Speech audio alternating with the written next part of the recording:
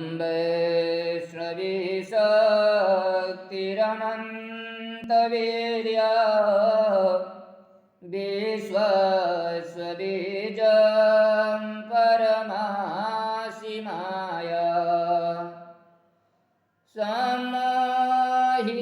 समाहितमदेवि समस्तमेतत् दम्भे प्रसन्नां भुवि मुक्तिहेतुः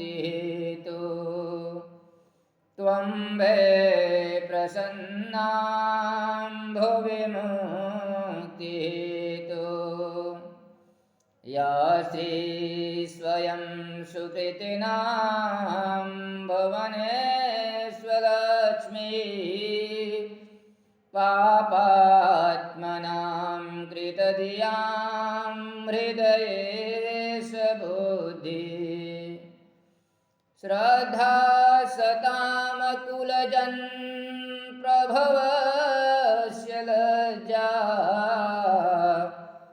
तां तान् तस्म परिपालय देव